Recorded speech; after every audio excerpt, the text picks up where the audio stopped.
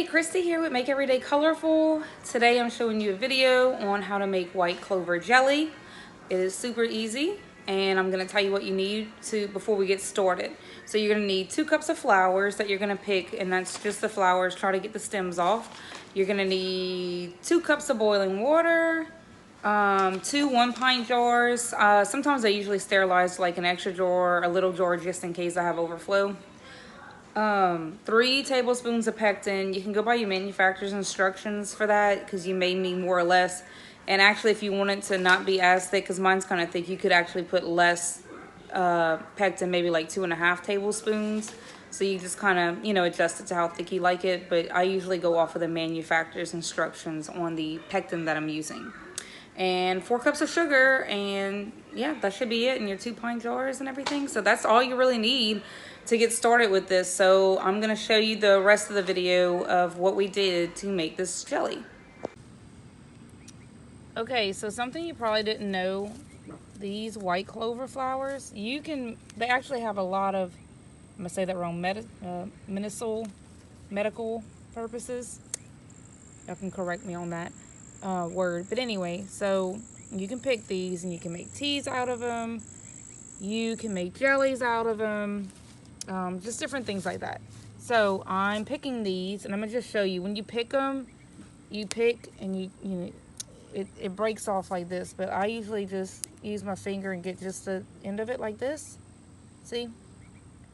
And we're gonna put that in seeping hot water. We're gonna let it seep for 4 hours, and then we're going to make jelly with it. So I forgot to take a picture, or say a video, before I put the water, but we cut up all of these. We had about 2 cups of flowers, so whenever they were still not in water. So then we put 2 cups of boiling water in here, and we've been letting it seep. So the next part's gonna be sterilizing jars and then making the jelly.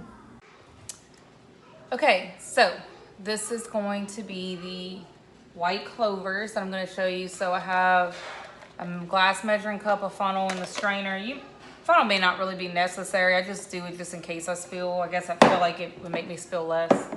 So I have my 2 cups of white clover flowers. They've been seeping for about 4 or 5 hours now. So I'm just going to pour it into the strainer, like so. Get all that juice out. And you see, I might have to do it in phases because there's a lot of flowers with this. So I'm just pushing it, trying to get all the juice out from it. And my strainer's gonna hold the flowers and all the little flower parts from getting in there. So I'm just trying to get out as much of it as I can for my jelly. So I'm just straining it like that, and you can see how it kind of looks, and I'll do the rest. And so after I'm done with the rest of this, I'm just gonna go to the pot and we're gonna start the next step in the process. Okay, so this is kind of how it looks. So for this clover, you're gonna need 2 1-pint jars with the lids and rings. Quick thing, you need to sterilize these jars. I usually wash them with hot soap and water, and then I fill up a pot with the jar, the rings, and the band. And I make sure the band has no dents. It's a new lid, and I make sure the jar has no breaks in the glass or chips, because you want it to seal properly. You do not want to get sick. You do not want to give this to somebody and get them sick, so you don't want any bacteria or anything getting in. So once I fill up the pot with water, I put it about 1 inch above the jar, and I put everything in there separate, but in the pot with it. And I let it boil for about 10 minutes once it starts getting to a rolling boil, just to make sure it's sterilized, just to make sure that anybody that eats out of this jar is perfectly safe. And 2 of these jars for the clover jelly, okay? Okay, so now I am going to show you how to do the white clover jelly. Now that we have it infused and we have I call it juice, but it's like an infusion of the white clover and water. Just pour it in a pot. And we're gonna bring this to a boil. And once it starts to boil, we'll add the sugar and then the pectin. So I'm just gonna let this boil. So this is what it looks like so far. And I had just used this pot to make a white violet jelly, so that's why it looks like it has something else in it maybe. But anyway, so I'm gonna bring that to a boil, and once it starts boiling, I'll show you the next step. Okay, now I have my white clover water boiling. So now I'm gonna add in my 4 cups of sugar, and we're gonna bring that to a boil. And then after that starts to boil for probably a minute or so, I'll add in the liquid pectin. So 4 cups sugar.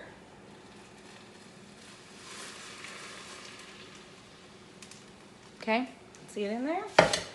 And you can still see the mound of sugar. So I'm just gonna stir it.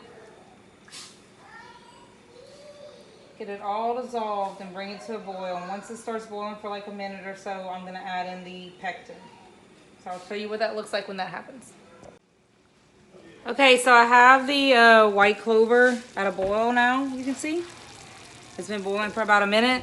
I am going to put the pectin. I had 2 cups of white clover flowers to begin with, which we infused. So I'm gonna put 3 tablespoons of powder pectin. So 1, 2,